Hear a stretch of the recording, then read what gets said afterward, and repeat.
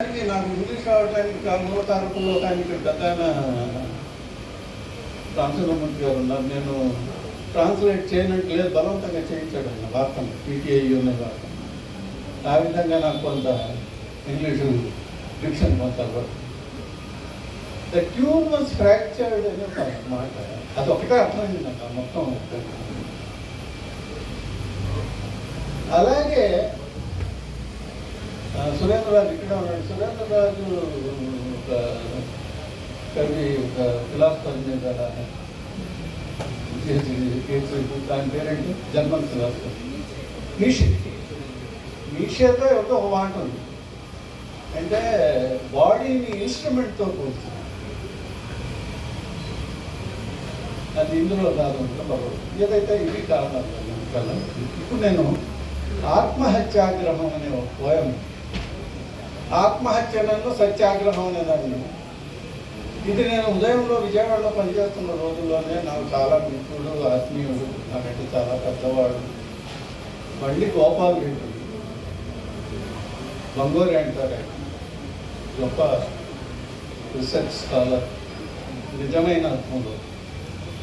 ఆయన చాలా ధైర్యంగా ఉన్నాడు, అసలు ఎవరిని లెక్క చేయవడిసేవాడు లేదు, ఒకరికి పరమ యాంటీ ఎస్టాబ్లిష్మెంట్ మనస్తత్వం. అటువంటి వ్యక్తి ఎక్కడో సట్లెజ్ నదిలో ఆత్మహత్య చేసుకోవటం అనేది నన్ను చాలా కాలం ఉంటాడు.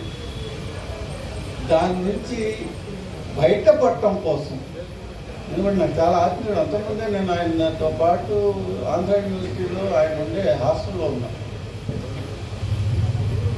అందులో బయటపడటం కోసం రాసింది, అయినవాడు కదా అని ఆత్మహత్యను సైతం సమర్థించటం కాదు. అంటే ఆత్మహత్య పిరికి చర్య అనే ఒక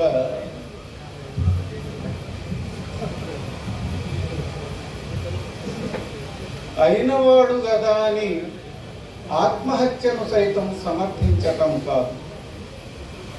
సగం నలిగి చిత్తైన గొంగళీ పురుగు, సగం నలిగి చిత్తైన గొంగళీ పురుగు గచ్చు నేల మీద పడి తడి తడిగా తన ఎలిజి తనే రాసుకుపోతున్నట్టు బతుకును మరణ శాసనంలా మోసుకు తిరిగే వాళ్ళకి ఇది అర్థం కాదు. మృత్యువును కాదు, ఎంత ఘోరంగా ఉన్నా బతుకునే ప్రేమించిన మనిషి, మనుషుల మధ్య మనుషుల కోసం వెతుక్కున్న మనిషి, మనిషి మీద, మనిషి మంచితనం మీద, మంచి భవిష్యత్తు మీద నమ్మకాన్ని నిర్మించుకున్న మనిషి, ఉన్నట్టుండి ఊపిరి తీరాన్ని దాటి అనంత వాయులీనంలో గానంగా మారడం ఏమిటి? ఎందుకు ఇలా జరిగింది? సంక్షుభిత శరీరాన్ని శాంతపరిచి శుశ్రూష చేసిన సట్లెజ్ నదీ జలాలు సమాధానం చెప్పలేవు. నవ్వుకుంటూ, నాలిక చప్పరించుకుంటూ నీళ్లలోంచి నీడల్లోకి వెళ్ళిపోయిన ఖడ్గమృగాన్ని అవి గుర్తుపట్టలేదు. నిండు సూర్యుణ్ణి అవనతం చేసి కళేబరానికి కుంకుమ పూజ జరిపిన ఆకాశానికి ఇది అర్థం కాదు.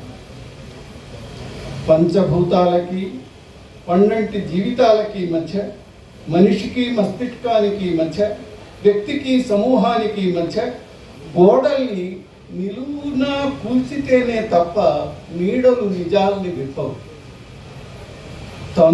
ధనువును చేసి ప్రాణాన్ని బాణంలా సంధించటం ఆత్మహత్య అవుతుందా? అది ఆత్మహత్య కాదు, ఒక ఆగ్రహ ప్రకటన. అది ఆత్మహత్య కాదు, బాధాగ్ని కణాల సంఘటన. అది ఆత్మహత్య కాదు, అభివ్యక్తికి అంతిమ రూపం. అది ఆత్మహత్య కాదు, ఒక అంతులేని ఆరాటం. అది ఆత్మహత్య కాదు, ఒక రాజీ లేని పోరాటం. వంచనా బీభత్స సర్వస్వంలో మానవుడికి తనకంటూ మిగిలిన ఒకే ఒక్క ఆయుధం ఈ శరీరం. అయితే ఇది ఆయుధ నిమజ్జనం కాదు, ఆత్మ విచ్ఛేదనం, ఆత్మ విస్ఫోటనం. అయితే